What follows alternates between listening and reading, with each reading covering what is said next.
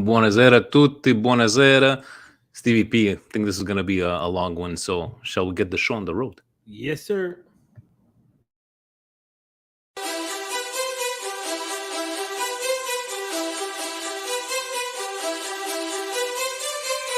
You are listening to the Milan Weekly Podcast, the English voice of Radio Rossonera and Milan fans all over the world.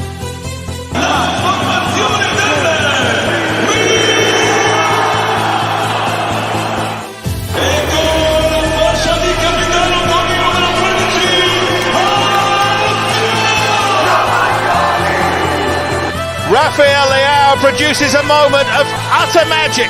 Che sì, ed è gol! Teo Hernandez al gol! Teo Hernandez, ancora lui, una meraviglia! Ibrahimovic! Zlatan Ibrahimovic, fuori classe assoluto.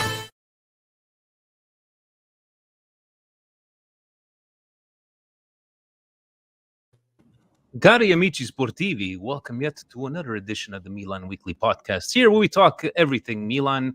Not a very good 45 minutes, Milan, but in the end, con il cuore se vince, Milan. And well, we're not professionals. Nor do we pretend to be.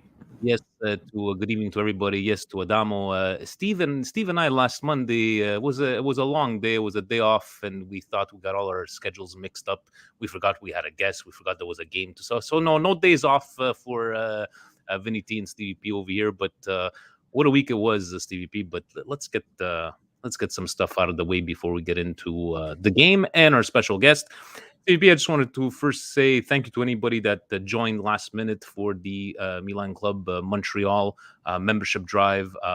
We had a special 25% off at Evangelista, shipping worldwide. We had some people even outside of Montreal taking advantage. And Steve, last time somebody had checked, they ran out of, what did they run out of? A couple of large of the third jersey that not a lot of people like. But look at that, right? Surprise, surprise. But did you get any comments from anybody? Seems like it was a success. Yeah, well, anybody who's going to take advantage of 25% off, which you don't see very regularly on especially a brand new kit that comes out. It's things that Milan Club Montreal put together, Presidente put together with the fantastic guys at Evangelista Sport. And, for at least everybody in Milan Club Montreal here locally, and for everybody who's a member abroad, they ship worldwide. So especially our cousins from the South, anybody in the United States, you're picking it up for quite a deal. So that's the advantages. Thank you to President, everybody that made this happen, and thank you to Patreon members. That even Timmy said he had just bought the jersey, but he spent some more money. We took advantage of the 25% off. And Steve, first ever on Saturday, 10 people all at the same time wanted to thank Kim, that he's in the comments right now. It was 4:00 in the morning from in Australia. He needed to be part of the group therapy session. We had Vince from Winnipeg. We had Omar joining us. My cousin Johnny live from the car. I don't know if you saw that. He was live from the car driving. But, of course, he can't stop. He has to be live from the car. That's what he has to be, Johnny. But yeah, Kim at 4 a.m. Wow, that's he's a trooper. That's being dedicated. That's for sure. So thanks to them, and even a couple of guys from Toronto joining us. And speaking of Toronto, Steve, I don't know if you saw Milan Club Toronto, our friends. They have a YouTube page, and I don't know if you took a look. They have these reaction videos, and if you need to see Facebook Frank live in the flesh, wearing the double XL, shall we say, Facebook Frank. But pretty fun to see those videos there. So check them out, Milan Club Toronto. Steve, did you see those when they are screaming? Yeah, I've seen them all. They're very well made, and it's good. It's a great idea. It's something that we would love to do something like that at Chacharo's. Just unfortunately, we can't do it because of to make everybody sign a waiver that we're videotaping them, and there you go. It's over. And I don't get in fight with old men that try to, push our buttons. But that's a story for another time. Stevie P, we do have a special guest. We're going to get into the Verona game. But before I bring him in, I wanted to put this in the housekeeping stuff. Stevie P, you asked for this specific picture. And before we get into this conversation, Stevie P, you want to tell me what's going on in this picture here? Vamos at Atletico Madrid. These are all Verona players, are they not? So how Yes, did you? this is a picture that I came across multiple times, and I think it had to be part of the podcast tonight. I speak a lot about bulletin board material and things that teams can use to their advantage. After the first 45 minutes on Saturday, quite honestly, I honestly forgot about this picture. I said, you know what?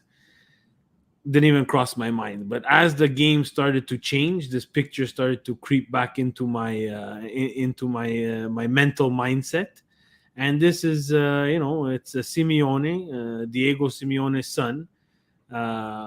Decided that it was going to be funny to have the Hellas Verona guys dress in Atletico Madrid jerseys after they completely stole 3 points from Milan. So if I'm Pioli, I would have taken this picture. I would have plastered it all over the dressing room. And I don't think they did, but I think maybe at halftime, someone pulled out their phone and said, hey, these are the guys who were trolling us from Hellas Verona, right? So Exactly. So yes, stick that up. Stick it up your pipe and smoke it, as we would say. Stevie P. So getting into this game on Saturday with us right now, Presidente, scoured the world, and Stevie P. He got us a special guest. Please help us welcome Parsa Karimi, guys. Parsa is the Persian podcast host at Casa Milan. Lived in Italy. He's joining us live from Toronto. Parsa, thank you very much for joining us. And this is the second time because we did do Milanismo worldwide. But take the time to introduce yourself and put yourself over, I would say. Cheers. It's an honor, man. Thank you. It's a pleasure, man. Thank you for having me here. Yeah, we spoke once because I work with acmilan.ir, which is like the official fan base website of AC Milan, for Iranians who support Milan in Iran. And it's an honor to be here again with you and Stevie. Yeah. And he did confirm, Steve, that the Iron Sheik is a Milanista. That's what he told me from the last one behind the scenes there. So, guys, let's talk about the game itself. Steve, I'm going to start with you. Seeing the starting lineup before the game. Now, I know it's so redundant to talk about the injuries and everybody's stressed out. Take me through your feelings. And at this point, it's as good as it was going to get, was it not? Look, this is the types of games that teams who win the Scudetto come out with a result. And I spent the week going through Milan Club Montreal chat, Twitter, and the only thing I kept on hearing was Milan Lab, Milan Lab, Milan Lab. Now, I would like to set the record straight for everybody, and I did my research. Milan Lab left with Carlo Ancelotti. So you cannot refer to this as Milan Lab. That's primary number one. We had a great article from Chloe that I think it was 2 weeks ago, where we shared exactly what Milan Lab was there for once Berlusconi took over AC Milan, and the beginnings of Milan Labs and what Milan Lab became, more on the psychological, more on innovative training methods. So can people please stop with the Milan Lab, because this is not the reason why we have injuries. I can tell you that this, I cannot believe it more.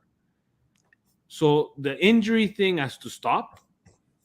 But I do agree that there is quite a bit. But if you mix injury with bad luck, because COVID is not an injury. COVID is a pandemic that the world went through for the last 2 years and still going through it. And you're not injured with COVID. You pick up COVID. So this is stuff that, unfortunately, we're in a day and age where, we would have had injuries, yes. But we added 2 key players who did not pick up an injury. They picked up what we've been going through in a pandemic. So bad luck, yes. But let's stop with the Milan Labs. That's a good. How about you, Pars? Is it the If same I, kind of mentality? Yeah, go ahead. yeah, if I may add something, actually, you're completely right, Stevie. I mean, Of this course has I'm nothing right, to do. Parsa. Of Yeah, course I'm right. always, as always. And like also we need to pay attention to one thing, like genetics. They play a big role in sports, especially nowadays, because sports are not like 20 years ago. They're a lot more intense, and players get injured, and that's when the job of orthopedist or physiotherapist, they're always under the spotlight by the management guys. It's not like you can't say that, oh, the physiotherapists in Milan or the fitness coaches, they're not doing their job right. This just doesn't make sense, especially at this time in 2021. Another thing is that genetics, like look at a player like Clarence Seedorf, like who's the Vinny's favorite player. Maybe he's been injured maybe 3 times, 4 times in his career, this player. But another player might have, like his muscle band is smaller. It's not his fault, and that's why he gets injured. And right now the players play like what, every 3 days. Yep. It's not, yeah. So the intensity is just crazy, and so we see it. And maybe sometimes because we are Milan fans and we are focused on our own club, we see this happening. We're like, why is this happening only to us? But it's not only happening to us. You should look at other clubs. You should talk to fanatics who support other clubs, and they'll tell you that the same story has been happening to them as well. In That's the it. end, That was- yeah, no, in yeah. the end, the injuries might have remind everybody that last year we went through that winning streak when we still had injuries. We had no Ibra during that whole time, and we still managed to put some wins through. But looking at the starting lineup, first 45 minutes. Look, I don't know if I would have changed anybody onto that starting lineup. I understood why Tonali, because he's got a Tuesday game. He's got to think about that Tuesday game because this is a do or die game tomorrow. But Steve, let's take it through the first 45 minutes. We're going to get into the second one. But I don't know. It just felt like everything is coming down on us. Like everybody, it's when it rains, it pours. Look at our team. We suck this. And unfortunately, the performance on the pitch was that in the first 45. Take me through what you thought of the first 45 minutes.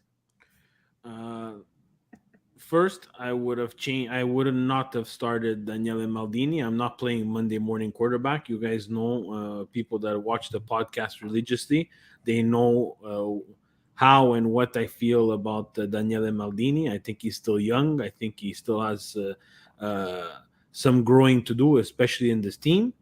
So I wasn't for that. I found it very interesting. I felt it was a bit of a gamble. You would have went with Krunic? I don't know how he was going to be able to set. It would be easy now to say Krunic. It's not like I'm not a Krunic fan. I think Krunic has his role. His role is coming in off the bench and giving in some minutes. Plus, he's someone who also returned from injury.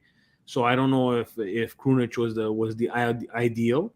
And also with the news coming up to this game, I think risking Rebic, and we saw, was again a risk, and did not pay off because Rebic went off. But we'll talk about it after how it did pay off. Look, the first 45 minutes, again, it's that picture. For me, I really go with bulletin board material. I thought that that picture was a bit childish. I don't like when Milan does that stuff. We had Bakayoko and Kessie hold up Acerbi's jersey. I was not for that. I don't like those things. And I thought that they were going to come out harder and more hungrier, especially without having Mike in nets and having Tatarusano Tiramisu in nets, who doesn't play the ball as well as Mike. But there was generally across the board, I can't really say any moment in the first half where I said, we have a chance.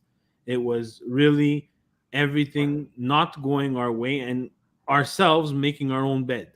And I'm going to tell everybody now, I'm happy about this victory. I will continue to be happy on this podcast. But guys, if you're Milanist fan, and you can look at yourself in the mirror and say, we will get away with playing like this 4 or 5 times during this, I call it a storm, guys, you have something coming to you. This cannot happen again. And I think you did say it in the group, weather the storm. I think that puts it perfectly. Parsa, how about, do the English and Persian speaking fans, do they share the same sentiment? What do you think about Stevie's comment, or how did you see the first half? Basically, first I want to talk about Giovanni Simeone a little bit, because he has big shoes to fill. His father was a better player, and he's a mediocre player. He's been, switching around in mediocre teams. And so what better things can he do than posting photos like this and, challenging other teams on social media, which, younger players nowadays have that ability. So I won't really blame him for what he did. And I think that actually gave Milan a little bit of incentive. Let me ask you something, though. Let me ask you something. Yeah. If we had someone of the profile of Diego Simeone on our team, Giovanni Simeone doesn't make it off the pitch. Absolutely. This is the prime. This is what I call, and I throw back soccer, where people, not maliciously and not to injure, but people like Giovanni Simeone with things like that would pay the price. Now, he didn't start, obviously, because like you said, I agree. I think he does have some talent. I think there's something wrong maybe in the way he prepares and why he's bounced around from team to team, but I think there is some talent there. But because there's no accountability anymore, Parsa, where things like this kind of get swept under the rug, besides people, I don't know, I'm gonna just put myself in this bubble. Old-fashioned soccer, I would not have been able to take something like this. This would not be something that he would get away with on the pitch that I play on. Absolutely. No. And this is something I think clubs should pay attention to. And I'm sure maybe in Premier League, they pay attention to these things more. They dig down in social media, things they can find to feed the players, to get the anger out. And we're going to see this even more and more, because this is just the start. Players use social media. Remember Zapata last year with Atalanta, or De Roon trying to go at Milan. And that just gave us extra motivation for, and look at them this year. They just have to bow down. That's how it is. And about the first half, if I have to, Daniele Maldini, shouldn't have started. But I mean, what options do we have, really? Like, Pioli as a coach, his hands are tight. He really can't do much. And you could see that. Honestly, to be honest with you, I personally think Verona couldn't have scored in open play for another 200 minutes. What happened was that the first goal, there was a mistake. Obviously, we had a mistake in defense. Tomori could have done better on the first goal. And the second goal, as we can see, this is something, like, as a Milan fan, if you see mistakes, happening by officials, 1 game, 2 games, I understand that, I can digest that. But 3 games, 4 games, 5 games in a row, then I'm like, what's going on, right? And the second penalty, clumsy move, maybe a little bit by Romagnoli, but we know Romagnoli as Milan fans by now, and that's it, and that's 2-0 right there. But what's more impressive is how we responded to this. And it's a long talk that I have, which I'm going to leave for later, I think. Yeah. Talking about Romagnoli, and seems like he's, get into these situations. And I want to take the time to talk about people shitting on him. I get the stats are not very good for Romagnoli, but I still cannot understand how I, Vincenzo Tavernese, with my little phone here, with a Twitter account, can see video clips and video angles that supposedly, guys, VAR does not have access to. VAR doesn't have access to this angle. So why the fuck is VAR around? Because you can blatantly see that it was Kalinic that hit Romagnoli, and they call into a penalty. So, anyways, I don't. Did you comprehend anything from that, Steve? That this angle was not available? Yeah, that's again. I know the result ended up positive for Milan, so people were angry, but not that angry. For me, the thing that bothers me is I cannot blame it on the ref. The ref will never be able to see that with the naked eye. It's I'll impossible. get you. Yeah, 100%. Impossible. The linesman, impossible. And we all believed that it was a penalty before seeing that angle, right, Steve? Yes. Okay. If you remember, it's something similar to what happened with the game against Roma last year, where Pedro and Benacer went at it. And it was, in fact, a foul by Pedro and Benacer and not vice versa, but they gave the penalty to Roma. It was something, kind of similar. For me, Parsa, I go with the almighty NFL. For us in North America, that's the standard of... I'm not going to say the standard of officiating because they make mistakes as well, but they were the first. And again, I want to sound repetitive, but it's the facts, guys. They are the pioneer for video assistant replay. They are the first ones that said, you know what, we need this. Yes, they had problems, exactly like Serie A, but they had no one to base themselves on. As I'm talking about the NFL. So you, as Serie A, you're going to implement video assistant replay, VAR. You have someone to base yourself on. It's not the same sport, obviously, but there is someone that you could say, oh, I can take some of these things and make them better. It's inexcusable that the video assistant replay, with all the cameras around the games, I know Verona, Milan, Verona is not the highlight game, the highlight of the week for soccer fans. But there's cameras there, guys.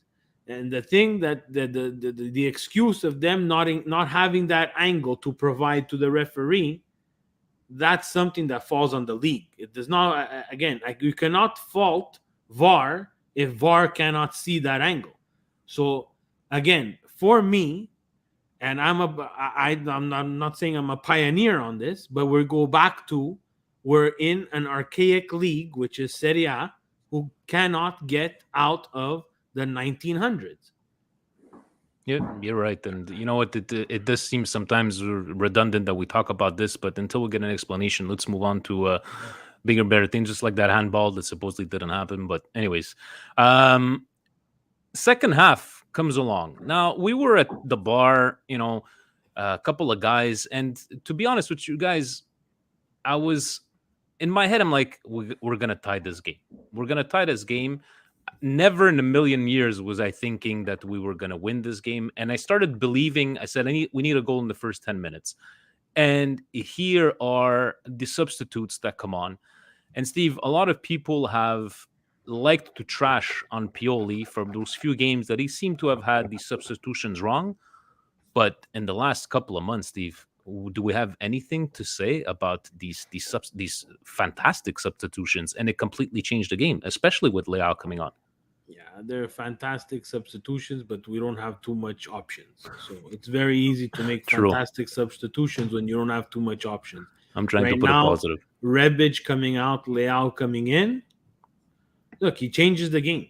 He changes the game as soon as he comes in. Maybe not the remainder of the first half, but in the second half, again, I'm not the biggest Leao fan. Everybody knows that. I'm very harsh on him, and I still think that there's much more to improve in his game. But for Milan Verona, Leao changes the game. Definitely changes the game there. I find too that Krunic seemed to be always in a good spot compared to Maldini. Parsa, how about you? How did you guys see like the substitutions, or how did the second half come into play? In my opinion, this is probably the most sincere squad in Europe. the youngest and the hungriest.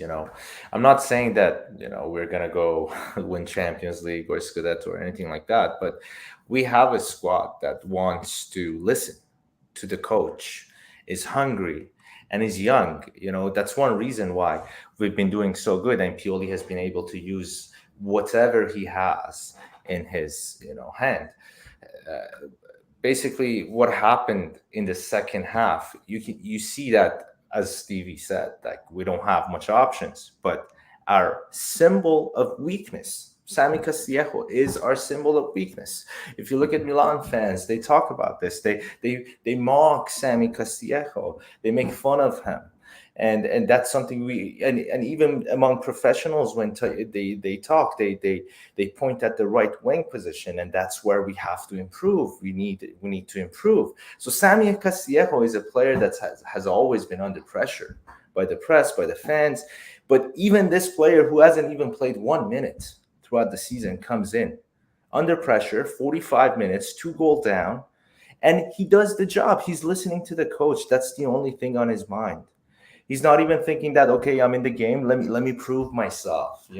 He is at the service of the team, and that's how he proves himself. I think what Milan has is something that it's rare. You don't see in other clubs, because we have a young squad. They want to listen. They're hungry for success, and that happened. I think Verona, in the second half, we saw that completely from the squad. I don't know how much I have time, but there was something that I wanted to say about Pioli. You have all sorts Oh, of time. take it. Go ahead. Okay.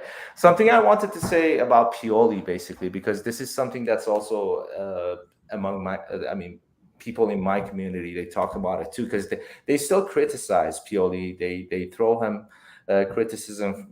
They say that he's not a big coach and he's not as big as Milan's name and such. But I invite every Milanista here to go back and check our history. Once again, top coaches don't make Milan. Milan makes top coaches. Every single success that we had, every single successful era we had, has been with a coach who started with a low profile in Milan, then went on and proved the world wrong and marked his name in history. Look at Sacchi. Look at Ancelotti. Before Milan at Juventus, many questioned if he's even a decent coach. And then he went on and made it to Champions League finals 3 times, and he won 2. He won 2 of them. Then we had Allegri, who comes from Cagliari with 0 experience at a top club, and came and won this Scudetto in his first year. And now, why not Pioli? Why can't he be our next top coach, that we offer to the football world? However, I want to say this time it's much more modern, much more advanced. Look at all the records he has broken in 2-year period. October 22nd will be his 2nd anniversary in charge of Milan. Every single record that he has broken proves how much we needed to regenerate and shed skin and start a new era once again in our history with younger players. It was necessary, And I really wanted to add this, to those who still doubt that. I'm not saying Pioli is going to take us to win Scudetto or Champions League. There's a long way to go. But we have the best puzzle that's working together right now in Europe. And why not? Yeah, why not expecting another top coach right there? Just wanted to add that. Yeah. I agree. I agree to a certain extent. The certain extent is what those guys did.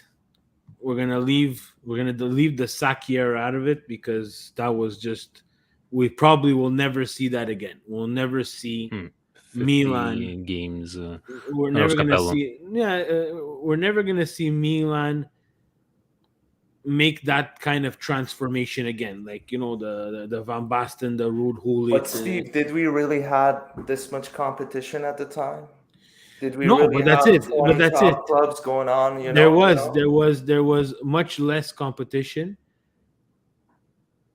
The thing with Pioli is because everybody is always looking at his past, and no one is judging in his present state, right? Yeah. They want Pioli. They understand that Pioli is from B to C. From C to B. But we need to know what's going to happen once we want to make that from B to A move, right? What I do give Pioli credit, the coaches that you named, especially Ancelotti, that for me is probably my favorite. He has nothing close to what Allegri and Ancelotti had on their teams. Ancelotti's Milan was 40 classe to the brim. Though you spoke about the only Champions League that we lost, that was probably the best Milan team I've ever seen in my life. And that's 58 straight wins. That's Saki's Milan. That Milan that lost in that stupid shit of Istanbul game that will forever haunt every Milanista out there, that was probably the best Milan that we will see in my lifetime. As a 40-year-old, I don't think I'll see anything close to that. But I agree with you. He gets that tough pill, or he gets that tough criticism, because now the information is at everybody's fingertips. We bring in social media where everybody has an opinion and everybody is not held accountable for it. You bring in these podcasts like ourselves. We sit down, we talk, we judge, for fun. But some people really take it to heart, and it's important that the accountability comes back. And people like you bring up very good points about someone like Pioli, because if we transplant someone like Allegri, even Allegri's final years at Milan, Allegri's a good coach, guys. He just hit top 10, I believe, 98 games, coached the. He just got like the top 10. It was on sports media set. So I don't know if he's turned that corner, Steve Pioli, because everybody, after Pioli, after a year and a half, 2 years, he goes down the drain. Yeah, that's the reputation that he's built. But again, Parsa said it. That reputation is in the past. It's now you have to judge him in the present. And right now, it's something magical. It's something I have to be honest with Parsa, because he brings up a good point. I did not think this would happen. I did not believe that this would happen. And one thing I like to add about Pioli, if you look at his career, he goes up, and then he crashes, right? And one thing that gives me hope is that this never happened in Milan. Even though he lost Ibra, I was waiting for that. I was waiting for a Pioli crash right there. But he found solutions. And now you can see that we are a squad that doesn't really rely on players. And that even gives confidence to our management, Paolo Maldini and Massara, in their negotiations with Frank Cassi, for example. And I'm not saying losing Cassi is okay, that, we're going to be fine, nothing's going to happen. No, I'm not saying that.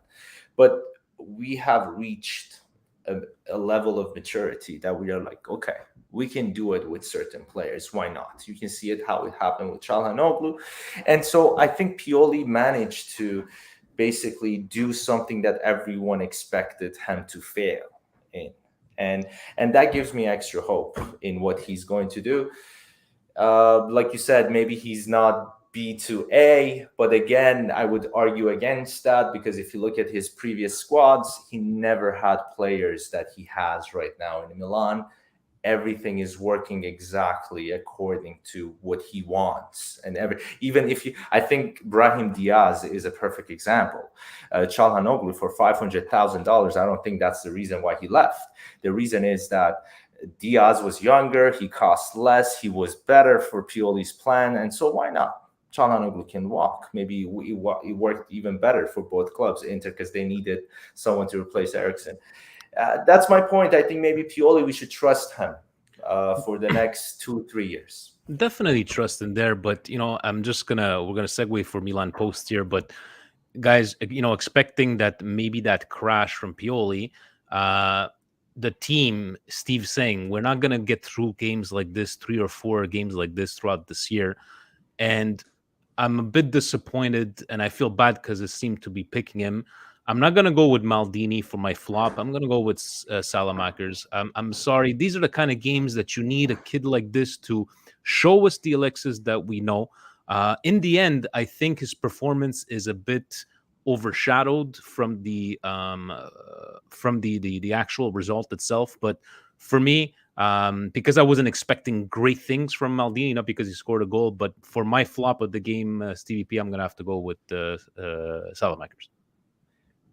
Steve, you? Yeah, for look, Salamakers again, not the best of performances. You saw quickly pushed to the bench. For me, I think it was him who gave away the ball for the first goal and decided that he was going to take a nice a nice leisurely jog next to the river. Balu Torre, guys, this cannot be the backup of Theo Hernandez. There was nothing in this game that said, I'm confident that if Theo Hernandez, knock on wood, cannot play for longer than longer than a couple of games, that will be okay with Balu Torre on the left hand side. Again, I understand. Not from what we've seen so far, yeah. Not from what we've seen so far, and it's not this game. This game was just evident because it was just not working for him. Nothing. He was going forward. He gave nothing, and defensively he gave nothing. And pairing him up with Romagnoli on that left hand side, again, there's a lot of work from Tomori covering up a lot of mistakes there. Frank also on that left hand side had to work extra hard. Yes, he did. And Balu Torre for me was the flop of the match, guys. There was. I understand maybe he didn't want to risk Kalulu, but from what I've seen with Kalulu and what I've seen with Balu Torre, you have to figure out something now, and I think that's what they're doing for the Champions League, where Kalulu and Calabria find themselves on the pitch at the same time, and someone has to play at their, let's say, opposite less favorite position, which is the left back. How about you, Parsa? How about your flop of the game? Completely agree with Stevie. I think Ballatore was beyond amateur. Like some of the movements where it wasn't football. It wasn't football. It was martial arts, like fighting for the ball sometimes. And I was like, how at this level? But then it goes back to the fact that he hasn't had playing time, game time in Serie A in this level. And one thing I think this is something that maybe can hunt Pioli in the future is the fact that, like you said, Stevie, yeah, he could put Calabria on the left and play Kalulu. But he doesn't do that because he's kind of a coach that he wants to give hope to his players that, you are my left back, I have you in my disposal, and I play you. And I trust you. And I think this is something that Ballatore didn't actually use this opportunity. And maybe Pioli is going to reconsider the trust because now there's no excuse. I gave you your chance, you didn't play well, and now it's time for me to make some changes. So we got two Ballatores. I'm going to go with number 56 himself. Our tops of the game, I'm going to go with the popular opinion. And yeah, he's been shot on. We shot on him, right? I'm not going to sit here and pretend that he's next coming of Christ. Samu Castillejo, just happy for him. To me, he was the man of the match because he really... And I think, Steve, I know, we've always said at the beginning of Samu, before we started really criticize him, he gives all heart, he runs like a chicken without a head, but, in the end, it wasn't enough. So I'm going to give him, even though Leao, even Benassai, I don't think he gets a lot of recognition for this game. He played fantastic. But for me, man of the match, I'm going to go with Samu, just because he totally deserves it. And once again, I'm not going to start saying that he's the best player that we have. We still like to criticize him. We're not two-faced, right, Stevie P, but I got to give it to him for this game here. Yeah. How about you, Steve? I hate to do this there, but guys, this is it's beyond me. Are you going with Leao, Steve? No. I'm just gonna my man of the match, the guy who played the game, man of the second half, because we're not even gonna count the first half.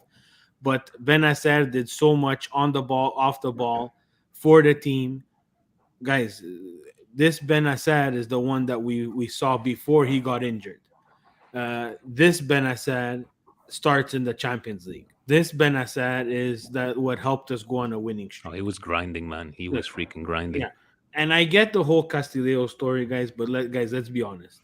It's a cute story. I feel great for him, but for me, I'm not into these fairy tale things. It worked out for him, right? But to be the man of the match, Vinny, eh, I get it. He did a lot, and he worked hard. But the third goal is a missed cross. If it doesn't go in, I punched my couch. I punched my couch because that's not a cross of a Serie A player. The goal, the penalty shot, Vinny, that's a weak penalty shot. But In the Steve, Champions League, you don't get that. No, but let's be honest with ourselves. No, I'm a Milan fan, and I love Milan, but Kessie's penalty. yeah, Kessie's the penalty that got caused by Castillejo, guys, in the Champions League, that's not a penalty. That's a very weak penalty. I actually wanted to add this. Neither their penalty nor our penalty. I mean, was that both of them were weak. Yeah, they're weak. both of They're them. weak. They're weak. That's true. They're weak, guys. So I get the whole. It's great. The thing is that, guys, we have to come to this realization that we're gonna win, and winning is going to basically shield a lot of our defects. Our defect, guys, is the right wing. And I understand the whole Castillejo story and everything, but Castillejo, salad maker, are not good enough for this Milan to take the next step to either win the Scudetto or the Champions League. I just wanted to give him my man of the match. That's the only thing I wanted, but I get totally because I was gonna go with Ben Assar because he really. But that is the man. That is Yeah. the man of the match. Like we want. I'm not here to give flowers. You understand? The Castillejo thing is a nice, hey, great stuff. But the man of the match, and he did pretty much everything. He played for two people. For me, it's Ben Assar. How about you, Parsa? Do you go with Stevie? Do you have your own man of the match?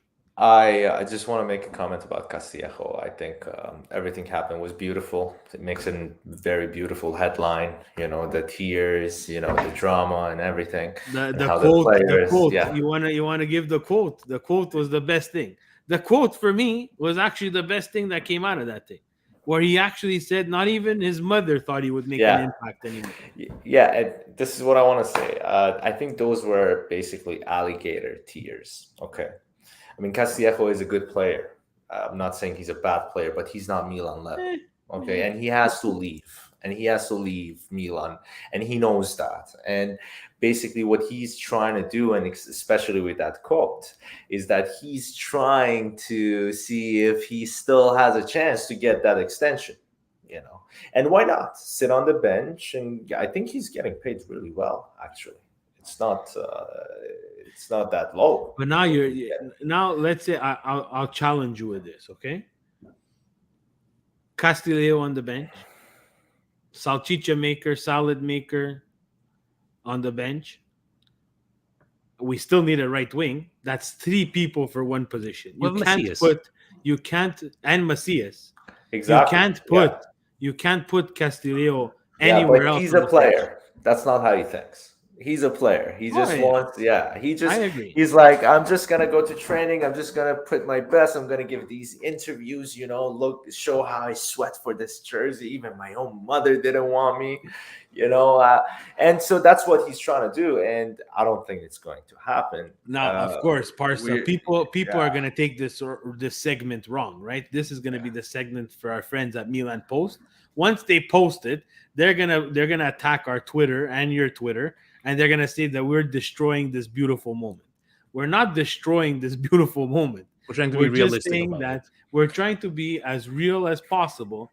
That we have a problem on the right wing, and we have opinion, guys, not facts. These are opinions. Please, and one thing I wanted to say, sorry, about the cross, the third goal. Okay, there was a very simple tactic done by Pioli. Okay, basically what he did, we're not professionals, as you said, but this is what I think. What he did, he brought in Ibra, and then now as a defender, just imagine you have Ibra and Giroud behind you, and you are stressed. You don't know what to do. And what Pioli got his answer within a minute. Yeah. As soon as Ibra came in, the defender was frustrated. Oh my God, there's Giroud, there's Ibra. One mistake, that's it. They're gonna put it in. and that's it. He got his answer, Pioli, But the and no matter defender- how Castillejo put the balls in, you know what I mean. They panicked. the defender for Verona. I watched my son. My son is 8 years old, and at 8 years old, we try to teach them to use both feet, basically for exactly that reason. If he uses his proper foot for the clearance, I don't say it's impossible that own goal goes in, but we reduce it by at least 75%. Yeah, that was pretty embarrassing if you look at it that way there. And gentlemen, I love it that 45 minutes, and we only talked about this Verona game, and I'm still sticking with Samu, man of the match. Parsa, let's take it through before we let you go. Look, this is a great conversation. We have Champions League coming up. Now, gentlemen, I saw that Bakayoko supposedly is supposed to be on the team tomorrow, should be available. I'm not sure it was true. But why did we bring you on here, Parsa, is that you have some intel. Supposedly, you have some intel on the Porto striker. Don't worry, this is on YouTube, but nobody from Porto is going to hear it. Give us some intel. What are you guys predicting? What is the Persian community talking about before this game of tomorrow? So everyone's looking forward to this game, basically, because Porto has a Persian forward, and this is his second year, and he's been doing great, basically. So there are Milan fans who want to be really like, how do you say, liberal. They're like, oh, I wish he has a hat trick, and then also Milan wins. I'm like, buddy. Yeah, I'm like, that's not gonna happen, you know. Anyway, let's go back to Mehdi Taremi. Basically, that's his name. He's a good player. He's a national player. He has over 50 national games. His goal scoring record is insane for the national team. He has, I think, about 25 goals in 50 games. He joined Porto last year, and his record also in Porto is fantastic. In 42 games, he has scored 20 goals. Basically, what he did last year, he broke the record for the most number of penalties taken by one Porto player in a season. He was able to get 7 penalties by himself. And this is something... Wait, hold on. When you say 7 penalties taken, he caused the 7 penalties? He caused the 7 penalties. Or he took the 7 penalties? No, he caused the 7 penalties. Okay, and this is something that's, something that I think Milan defenders, they must really pay attention to, because he's really good at that. His penalty stats are insane. You know, basically what he does, he steals penalties. Okay, and he's good at that because he uses his body very intelligently, and he puts it in between the opponent and the ball. And he's so smart that when the defender puts his leg, that's when he puts a part of his body there. That's why he becomes really dangerous in that sense. He's really a number 9. Okay, he's a poacher. Okay, but for a poacher, he's stronger, and I explain why. One thing is that in Europe they underestimate him because Iran hasn't had a top striker in Europe for many years. And this young generation of fans might not remember players like Ali Daei, who Cristiano Ronaldo recently broke his record for the most number of international goals. He plays for Bayern Munich and Hertha Berlin. In fact, Ali Daei has scored against Milan with Hertha Berlin jersey in UEFA Cup. In Champions League, I apologize. Mehdi Matavikia, Vahid Hashemian, they used to play about 20 years ago in Bundesliga. Okay, and so that's why he is basically underestimated massively, and maybe defenders, they judge him based on his name and his nationality. But he's a player that they should watch out for because of many reasons. And one is the fact that he is a poacher and can also hold up the ball. He can hold up the ball up front, and he has the ability to keep 1 or 2 defenders busy until a teammate arrives. He can link up very well with other teammates. He can, and that makes him a strong number 9. His stats are self-explanatory. Like I told you, like he's been in Porto 42 games, He has scored 20 goals. Yeah, he has even goals in Champions League.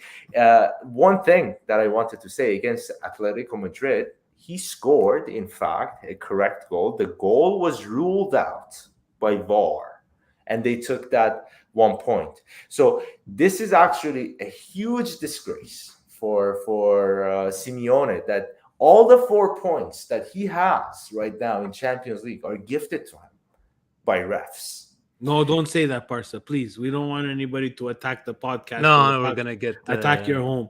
We can't say we can't say that. We can't say. I don't mean like that. I don't mean like that. But I mean like the mistakes. Okay, coming by the officials. Okay, have given 4 points right now to Atletico Madrid. We remember that. Yeah. So hopefully Tomori and Kajar are watching the stream. Steve, you're gonna send it to them so they get the inside scoop on this striker. So thank you. No, that's a pretty, like, you know what? To be honest, I really think Kiar and Tomori underestimate. Like, this is, maybe some people say, oh, it's naive to think like that at this level, blah blah blah blah. But even Tomori can be like, okay, who's this guy? Like, okay, Iran, I don't know. Like, I don't know any striker like this, and they might underestimate him. It's a little tough. If we go, let's say the Milan of 2011, you know what? 2010, 2011, with those characters, underestimate. Yeah, I believe it. This Milan team, Barca, has been underestimated by everybody. Constant, worldwide, from corner to corner, wherever there's a red and black, we've been underestimated and said, "Oh, this is gonna be over. It's gonna end soon. It's gonna end soon." The problem with soccer is that it's becoming global, right? Players are coming out from everywhere. So you know Iran, and let's say this striker here, people can find information on him anywhere. Look at us, a small podcast like Milan Weekly Podcast, get to share your knowledge of this player. I would be very surprised if Milan underestimates him going forward. But you said something important that I want to bring up. You cannot underestimate anybody from any country. Probably the best player today, in my opinion, young, strong, talented, I think Bobo Vieri, Cassano, and Aden from Bobo TV said that he might end up being stronger, or more of a striker than Van Basten. Haaland is from Norway. Guys, Norway is not a footballing nation. We have us in the north, Canada, where we do have many people who play soccer, surprisingly, especially with our climate, super surprising. And I think as a nation, we should have more, probably have one of the best right backs, at least the fastest right back out there. Yeah. And you cannot underestimate anybody anymore. And if you do, people will catch you right. Can anybody say FC Sheriff if anybody wants to underestimate an actual team, right? And example. I think I'm not gonna disagree with you 100%, but I think in this day and age, like Steve was saying, technology, videos, clips, and on a game tomorrow that I know some people saying we might tie. We need to win tomorrow. Oh, there's no other excuses. Yeah, sorry. It still happens. Look, it still happens. But in this situation, they come to Bernabeu against all odds. You think Madrid players didn't know that? You think? But there is slightly the fact that they underestimated, and then they had to fight, and then at the end, I'm not saying that if you look at their second goal, this is off topic, but if you look at their second goal, maybe if the guy takes that 100 times more, he's not going to score that. But it happens. Emotions, they come out. And you need to be careful. These players, he's Iranian. He wants to be seen. He comes to San Siro, he wants to score. And Porto has 0 points as well, right? Porto has 0 points as well. There's another point, sorry. There's another move. So he understands. And like you said, he's a player. We'll put the Castillejo and him in the same bubble. His next move is out of Porto, right? It's to No offense to Porto, but there's that transition there, right? And we know Porto, they find talent a lot, and then they sell. So his next move is exactly what you said. I get he's on showcase right now. He's on showcase not only for Porto but for himself. Right. I would like to also add this. Sorry, he was the reason why Juventus was knocked out last year by Porto in Champions League. He got a penalty right there. He also I think scored the goal that was ruled out.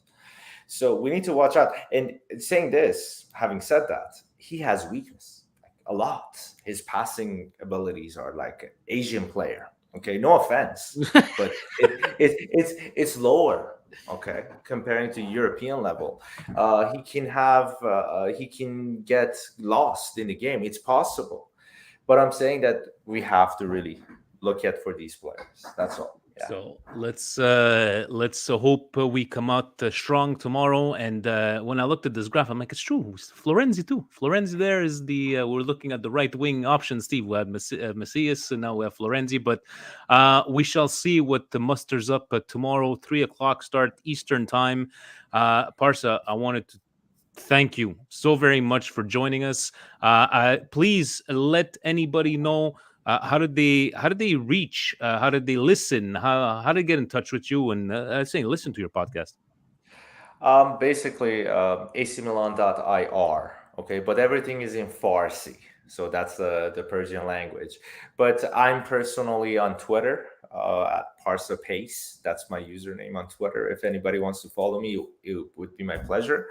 And the podcasts are weekly, but also they're in Farsi. So if Iranians want to follow that, it's our pleasure. Other than that, I always follow your podcast. You guys were one of the first podcasts that I started when I was in Italy, and I needed it. I felt the need as a Milan fan to get in touch with other Rossoneri fans and share the ideas. You know, sometimes I was so mad. I wanted to go choke Montella.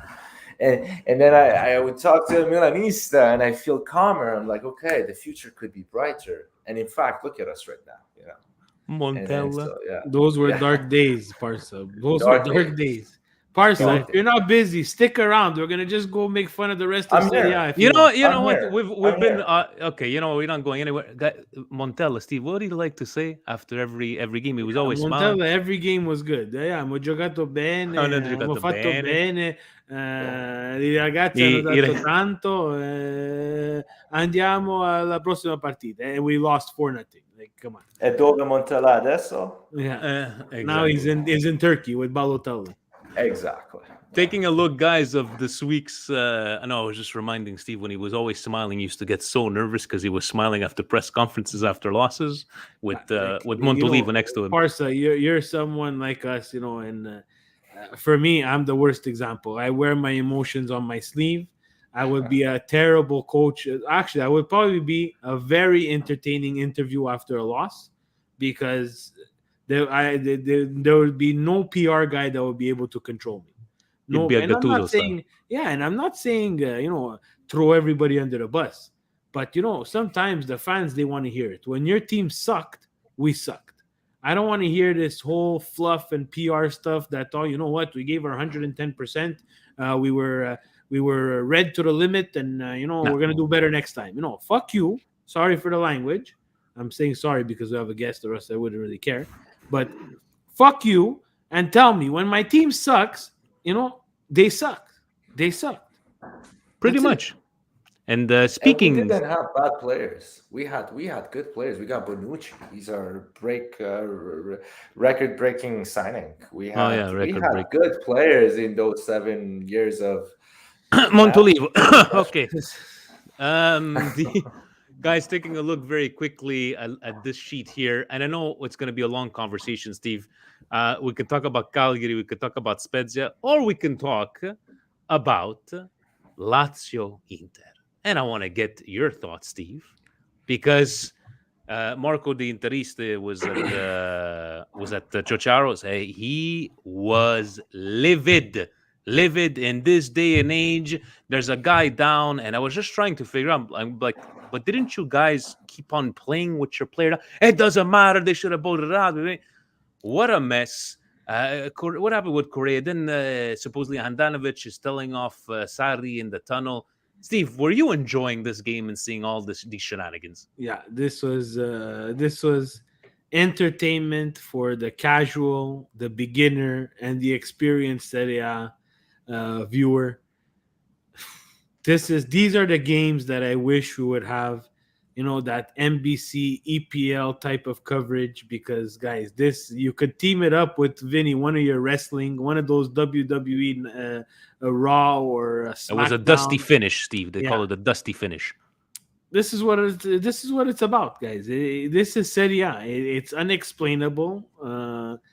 The game, I think the game was, after the first half, I didn't think Lazio had a chance. To be honest with you, I think Inter really dominated the first half. Lazio didn't really look good, and then Bastoni was a little bit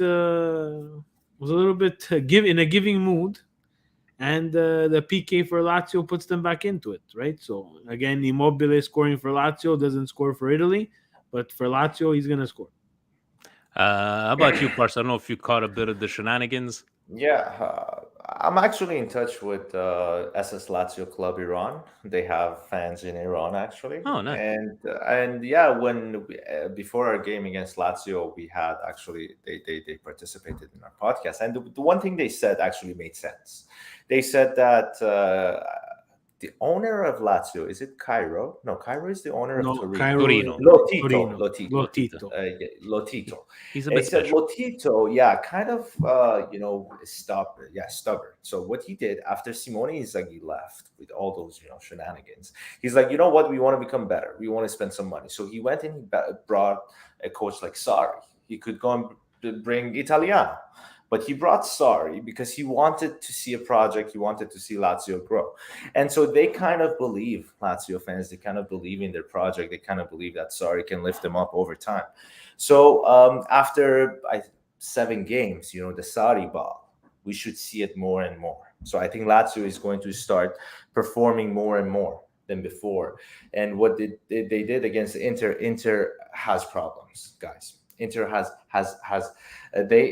Simone Inzaghi as a coach, he has a dilemma. He insisted on getting Joachim Correa, okay, where he had a number 10, Hakan Çalhanoğlu.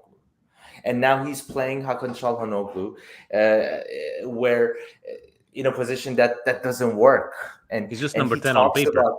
And he talks about him as a mezzala, which is a nightmare. You guys remember 4-3-3, where Hakan Çalhanoğlu used to play as a mezzala in Milan. No. He has to rewatch those games, and Hakan is not a mezzala. Exactly, and so he, until he finds out that if he plays Hakan Çalhanoğlu in a 3-5-1-1. Then what is he gonna do to the $33 million purchase they had from Lazio, Joachim Correa? What is he gonna do with Dzeko? What is he gonna do with Lautaro Martinez? Oh, we're just gonna watch from a distance and we'll watch them burn. That's what we're gonna do. Hopefully they burn. But it was great shenanigans to see during the game, and we're gonna get to another shenanigan very quickly. I don't know if you're able to watch, Steve, today. Fiorentina, surprisingly, is this Venezia's first win? Just very quickly. They had another win. They did have another win, right? So Fiorentina losing against Venezia at home. But this one we need to talk about, Steve, because would you believe it? Roma, Juventus, some more shenanigans, some more controversy. And I saw today that one of the referees on sports media said, errore, no errore. So he was just basically saying it's kind of a mistake to let to call the penalty, but not really. And he's trying to give this kind of explanation. And of all teams, this to happen to Mourinho's team. But Steve, I'm going to ask you guys.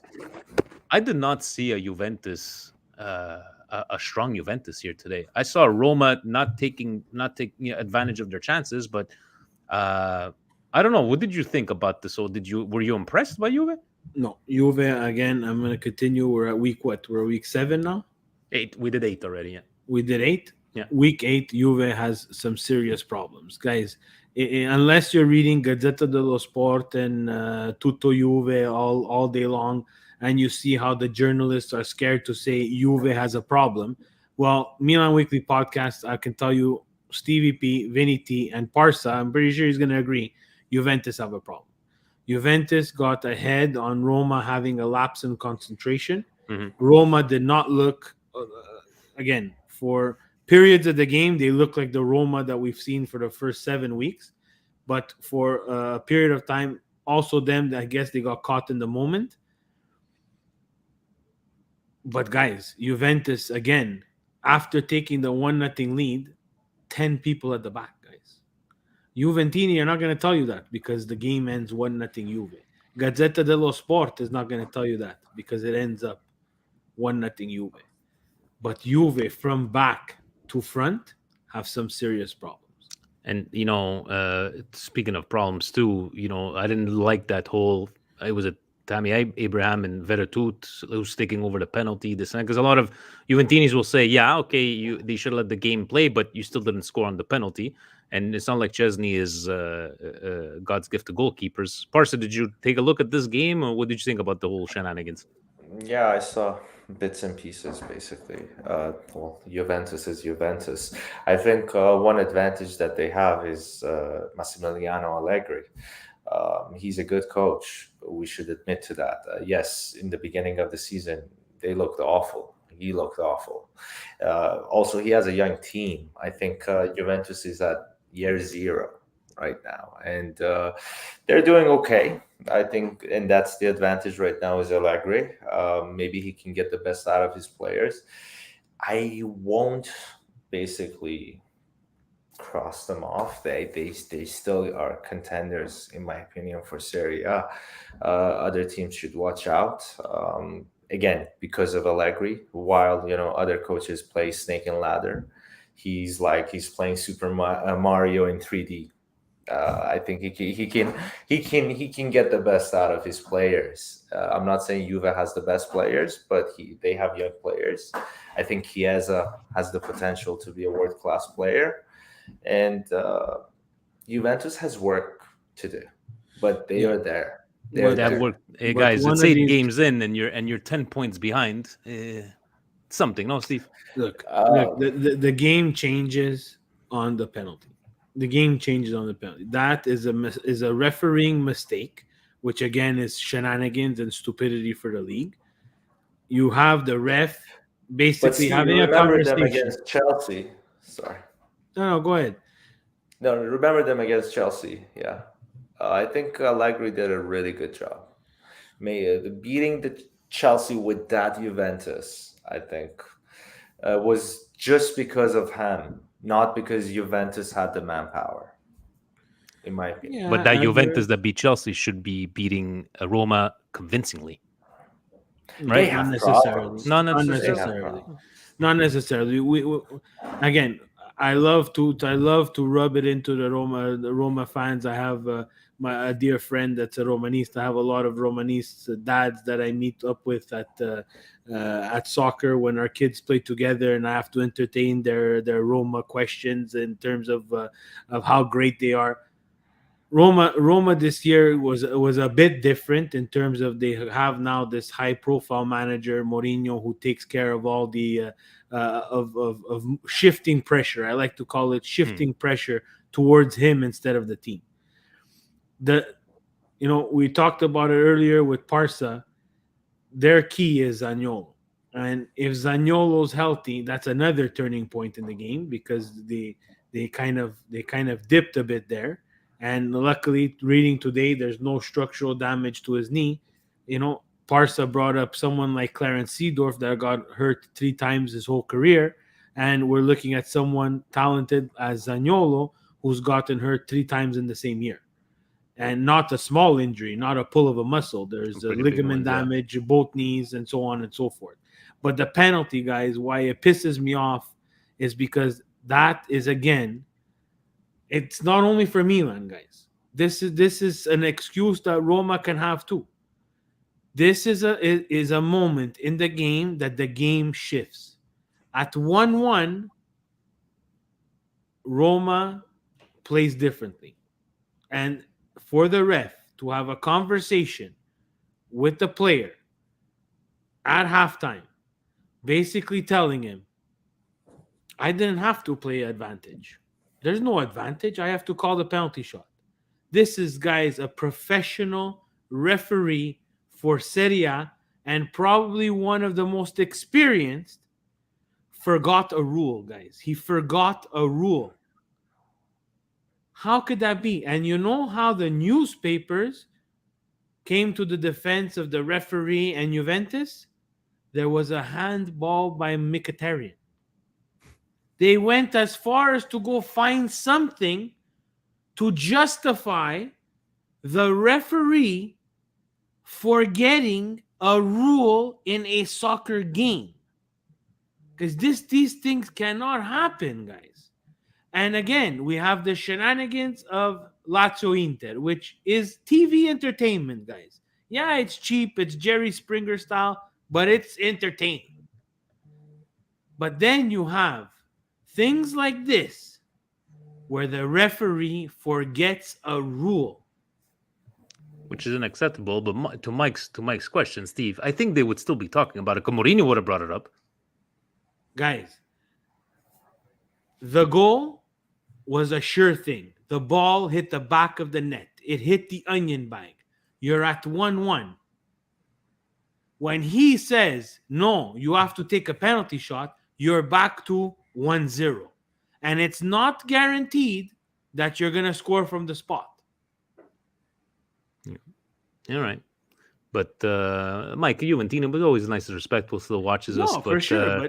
But guys, it cannot always be. We talk about it all the time. When it happens to Milan, I don't want the ref deciding the outcome of the game.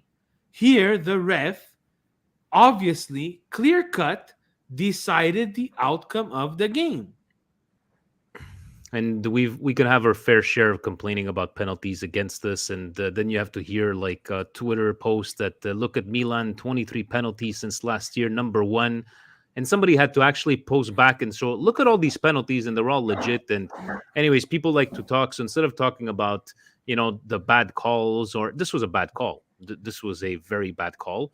Not just Juventus-wise, there's many bad calls throughout the league, and it just seems that the last couple of weeks they've been piling up and piling up and piling up, and even in the Champions League. So in the end, you suspend the referee. We're going to send them back. That guy that did Milan against what was it that he got? He's not going to do Serie A anymore. Or the Turkish referee was suspended. No, that UEFA, but there was a Serie A one as well. No, the one that they said, I made a mistake. Wasn't there another one that said he's going to get suspended? Look, whatever it is, we're not going to say, hey, it happens all the time. I get that they're human. I get that you miss something. But guys, the advantage rule is something basic in the soccer world, guys. Mohammed saying Tutto Sport, the ref did a mistake. What happened? Tutto Sport. Wow, that someone has to buy. Someone has to buy that Tutto Sport and laminate and frame it.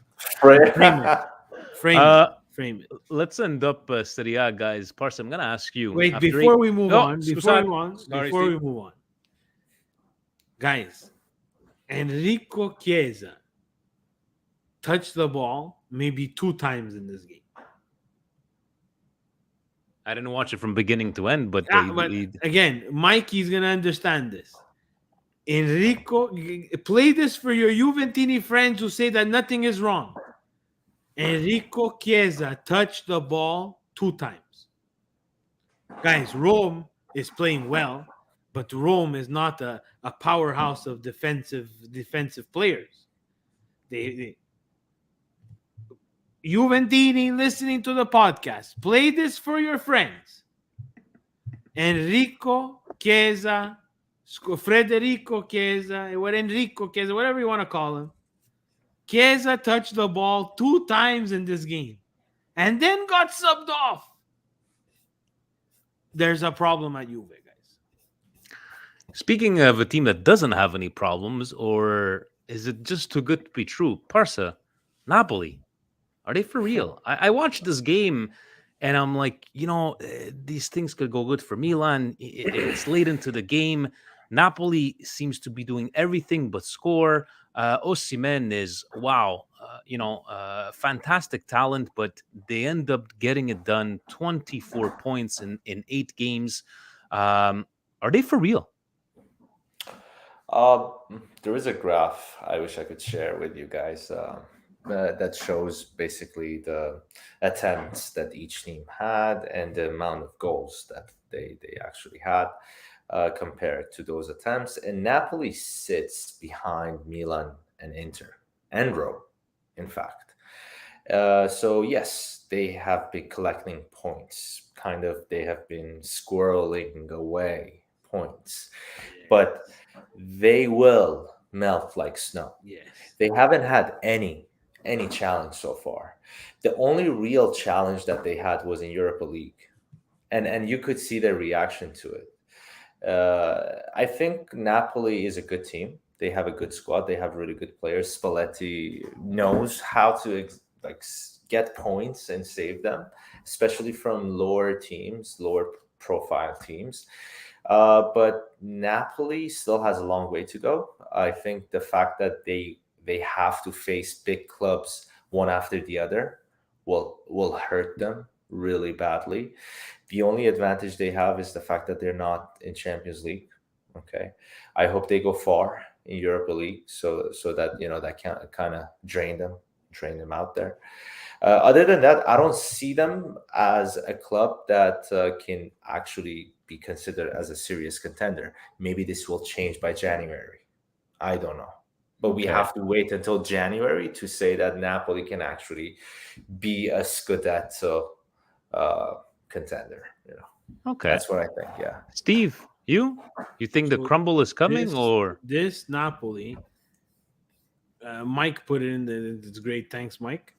19 goals in 8 games, 3 conceded. Guys, 3 conceded goals. And I think the Juve game, what did it finish? 2-1? 3-2? the Juve game? 1-0. 1-0. Oh, 1-0. Yeah. Again, so they don't concede against Juve. So actually, I think, is it them who came back and beat Venezia?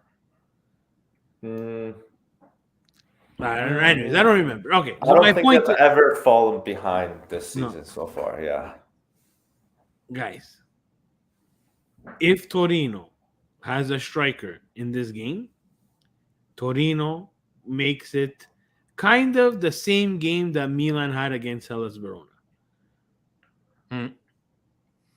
Torino it's 2 games now that I watched Torino. They can't finish. Steve. It's 2 games that, okay, Belotti's injured. Came in this game at the 60th minute. Around that time. I don't remember exactly the time. But Torino just has nothing going for. The game was so wide open between Torino and Napoli that I thought there was missing players. At a certain point, I thought there was missing players. Once again, Lorenzo Insigne, I don't know why. I think Napoli, if they want to become a serious contender and they want to show that they have some balls, someone needs to tell Lorenzo that maybe taking spot kicks from here on out is not for him. He's killing me in Fantacalcio. He's not himself. I don't know if it's a Euro hangover, but Lorenzo Insigne is not himself. That was like 30 minutes in, right, Steve? If I'm not mistaken, the penalty. And they kept on. But yeah, Torino, I felt that I watched most of the game, and every time they had that great build-up play, well, great, and they would get into it, and then La Papera on the left, La Papera on the right, on top of the goal. But in the end, they got it done, Steve. And what do we keep on saying about Juventus of the Scudetto years? Is that they got the ugly games won. No, for sure. No matter how. This is a game that every championship team is going to look back and say, remember this game? We pulled out the points. And I'm not taking away anything from Napoli. I'm just saying that they're perfect in terms of their schedule, but there's kinks in the armor. They could be exposed, and I'm interested to see the next couple of games, like Parsa said, who exposes these kinks in the armor. I like it. Parsa, what we're going to take some questions, some Patreon questions. Maybe I'll ask you guys one after the other. Kim saying, was it a mistake to leave out Castillejo in the Champions League squad? Kim, I don't know if you were very early in the morning when you asked us this question, but I do not think it's a mistake. Steve, do you think it was a mistake to leave out Castillejo? No. How about you, Parsa? There's absolutely no space for him. There's no room. The decision was made a long time ago, but I can understand where you're coming from with that question, especially with all these injuries. Paulie says, good evening, Vinny and Steve. How impressed have you been with Leao lately? He made his debut for Portugal and created an assist. And at the weekend, he again set up the first goal and the penalty. He looks like a different player this season with skills and a final ball. What heights can he reach in this Milan? Thank you, as always, Forza Milan. Steve, since you're his number one fan, as Fuji's and Funyan likes to do these little videos of you, how about, what level can he reach with this Milan? I think there's a lot of work to do still. The level is what he chooses he wants to reach for. If he continues to progress and to mature like he's done this year, the project is not over. Leao was a project. We've said it from the beginning. It was a $35 million project, but now we're starting to see a little bit of fruit from this tree that we planted, which is Leao. And again, Parsa, I'm just going to let you in. Every time I say something negative against Leao, everybody shoots me these compilations where he's making 3-foot passes, right? For me, I want to see him exactly what he's doing now. Very decisive in the final third, dangerous one-on-one, knowing when to try to take someone on, knowing when to give a ball to one of his teammates. And he needs to continue to grow. Where is this? Which level can he reach? Guys, starting for Portugal, for me, I was happy for him because that's an addition to the confidence that he's already gotten now with this Milan. He's becoming important. You see it on his face. He feels important. And he is. You saw him change the game. You saw him change the game this weekend. And he cannot get caught. He cannot get caught looking at the lights. That's all I have to say. If he gets caught looking at the lights, he will digress. I'm gonna let you answer the next one, Parsa. But for Giovanni never answers a question, Steve. He just says, "Keep up the great work, guys. Just happy with results. We played excellent in the second. I guess this is what I expect because our team is young. We move to tomorrow's game versus Porto, which is a must-win game." But to you, Parsa, Ryan asks, good evening, guys. What a fight back from the team. I know this topic is a bit taboo, but can we talk about how Daniel Maldini looked very lost in this game and it always cost us? I love the fight back from the team, but I think that he's just not ready for Milan yet. He has the talent, but I think he needs to go on loan to develop. I can't believe I'm saying this, but Krunic was way better in that role and still miles off what Brahim gives us. Thoughts? It's come up in the past with the whole Maldini, and I'm still to the thing. I haven't seen enough of him, to judge, but not being ready for Milan at that young age. And maybe to you, the question: if he's not Maldini's son, is he in this Milan? Are you asking me? Yes. Oh, okay. No, definitely he would have. Daniel Maldini has a talent, guys. Okay, Leao had an interview in the past where he was asked, "Who do you think is the best? Who do you think is the most talented player in Milan?" And he said that, in my opinion, Daniel Maldini. And this comes from a player who is extremely talented himself. Yeah, but that part is because he knows his father's going to sign the next check. That's the only reason. Yes, maybe, but he's also with him 24/7 in training. I think Daniel Maldini is a good player, but like you guys said, he has very big shoes to fill. Guys, we're talking about 2 generations of champions, not just normal players who have lifted trophies. And Daniel Maldini also plays a different position.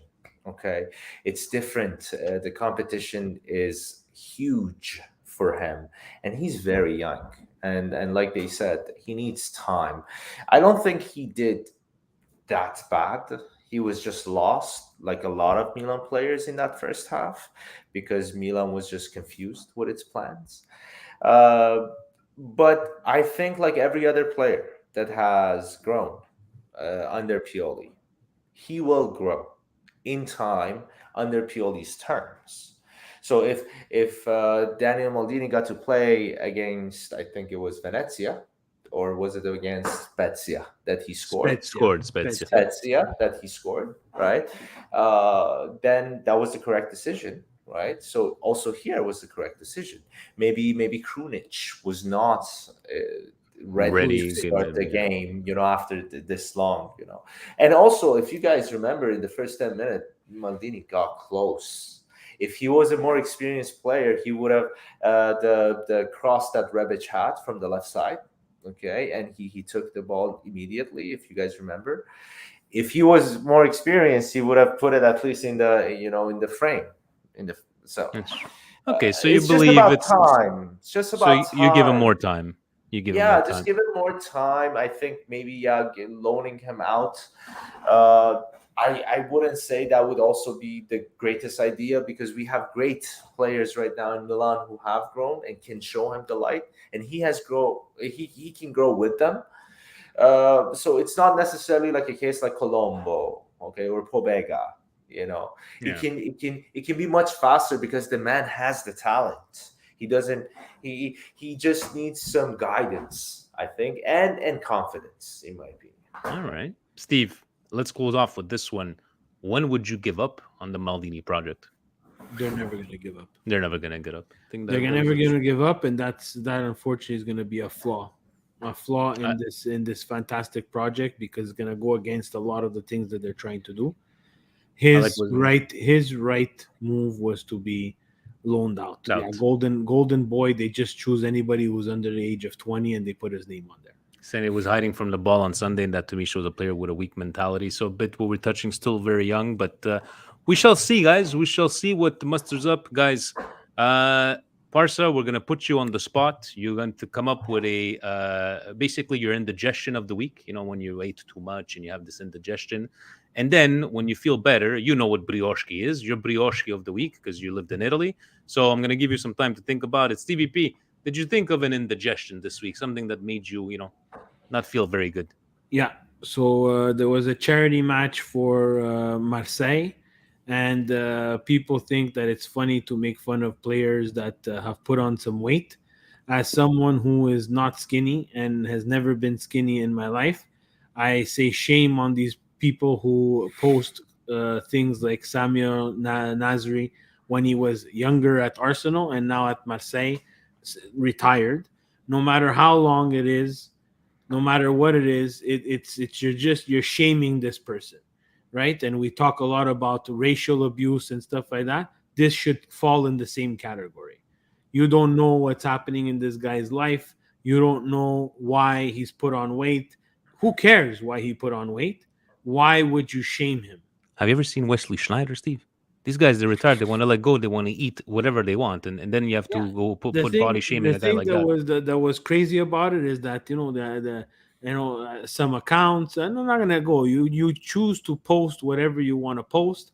For me, I found it really classless that they were picking on him. I think it was Kyle Walker, if I'm not mistaken, or I forget the player came out with a tweet like, why are you doing this? Why are you posting something about a player and the way he looks? Right? You're causing a double standard. We do this for all the racial abuse that people get, but now we find it funny because the guy was fully fit and now he's not fit anymore. Yeah, seriously. This is not something that I want to be a part of. I will not like or retweet any of that stuff. I will not entertain that stuff. It's just, guys, this is what it is. The guy played. Out of the people here, he played at the highest level. He played for the national team. There's that famous picture of him next to Theo Hernandez. Guys. And it's a charity match, right? Exactly. It's a charity match. What are you guys looking to accomplish? Just something that I thought was really tasteless. My indigestion, Steve, it was a while. We thought we had gotten away from this melodrama. But yet, they have to bring us back into the General Hospital. Wanda and Mauro non sono più insieme. Wait. He posted a picture. With the eyes, and then she posted back, I like my finger without a ring on it. Dun, dun, dun. Dun, dun, dun. We had all this time. I think it was a good year, Steve. We didn't hear about anything. It was so good. But the melodrama, Wanda and Icardi, I really didn't need this week. So that's my indigestion for this week. Did you guys see Zlatan is live commenting on? He promised 3 points yesterday. It is the Zlatan. But Parsa, how about you? Any indigestions for this week? Just soccer related. I really hated what Kalinic did to Tomori. I think that deserved a red card. I think if that happened against Juventus anywhere in the course. pitch, that would have been calcio di rigore per la Juve. Anywhere in the pitch. And so I think that was just dirty football from Kalinic. I think he's still out there to take revenge from Milan in any way possible. And I'm glad that we have these like nasty players out. Yeah. All right. I don't know if you guys are gonna all have the same feel good moment. To me, it's gonna have to be that celebration. Honestly, that celebration of the team all together, and looking at a guy like Giroud that after a couple of months, masters his Italian. He's talking on the AZN. He's like, no, look, I got to go back with my brothers in the dressing room. Just the feeling of just that embrace, and it's part of our thumbnail. I don't know if you guys are sharing the same one, but Steve, that's mine. My brioche of the week. What do you got? Yeah, that's a good one. Just to add a little bit more fire for me, the brioche was the Korea celebration. I think that was hilarious. He even got red carded. But did he do it on like everybody's Felipe like, jumping on Korea? I don't know. It was so awkward. It was so weird. I had to rewind and watch it over again. I had to rewind, and then when I started to read, Handanovic of all people lecturing Sarri that he should have been like Bielsa and let them score. Huh. This was it was comic to the maximum. It was comedic. It was Just for Laughs, which is a show here, Parsa, in Montreal, where we bring in all the They have it in comedians. Toronto. They got Toronto Just for Oh, Laughs. you have a Toronto Just for Yeah, Laughs. we have Just for Laughs. Yeah, Just for Laughs. It was everything. I couldn't believe it. I was like, wow, these guys have really lost it. And Simone Inzaghi coming out and say, we lost our heads. We lost our heads against At Lazio. least he's sound man. So yeah, we lost our heads, Parsa, how about your brioche of the week? Nothing really. Just to add to what you guys said, I think Inter basically didn't take this first loss that well. I mean, yeah, and it made you feel good. Yeah, of course. The pleasure that's in the loss of Inter is not in the win of Milan. Like in the victory of Milan, I'm telling you, when you see Inter loses, oh my weekend is made. But in general, I think it was a good week. What I like to say is the fact that Pioli kind of broke the record, and we kind of acquired the most amount of points since the 3 points rule. Yep. And if you look at it, you see that not even with Ancelotti, not even with Allegri, not even with Zaccheroni in '98, where we won the Serie A, and Bierhoff became the top scorer. We were able to have 7 wins in the first 8 games and no losses. So this is my brioche. Yeah. Parsa, thank you so very much for joining us. We kept you for an hour and a half. It's a great conversation. Some good pleasure. Comments from our peanut, private peanut gallery. Stevie P, anything in closing tomorrow? Did you have an appointment at 3:00? You got to log yourself off of work. How are you going to manage it? Work knows. I watch it on my second screen, so there's no hiding that. I would be lying. They would all call me out on it, and sometimes I'm on meetings and I forget to put myself on mute, and they hear whatever reaction I'm going to give for whatever happens in the game. Look, guys, tomorrow I know a lot of people are saying must win. I think Milan just need to. Again, continue to weather this storm of injuries, COVID, and so on by picking up a win would be fantastic. I would be happy with a draw, depending on the result from Liverpool, Atletico Madrid. How about you, Parsa? Will you be watching from home on the AZN, maybe streaming legally? I'll be home streaming legally. Yes, because big brother is listening. Same thing. Me tomorrow. They already know. Like, no, I'm not staying. At 2:00, I'm taking off. I'm gonna come home, watch by myself, and put the volume on max, and away we go. Hopefully, we have some good things to talk about on our next gathering. Barca, once again, thank you so very much for joining us. We will speak soon. Again, because we did it at midway through this podcast, anybody that speaks Farsi, where would they be able to find the podcast? acmilan.ir. Can't get any more straightforward than that. So the domain is .ir, acmilan.ir. You can find the podcast there. I also share it on my own Twitter account, which is Parsapace, @Parsapace. Fantastic. Guys, thank you so very much for sticking around. An hour and 36 minutes, our longest one. Ovunque e sempre. Forza Milan! Forza Milan! Ciao, guys. Ciao, ciao.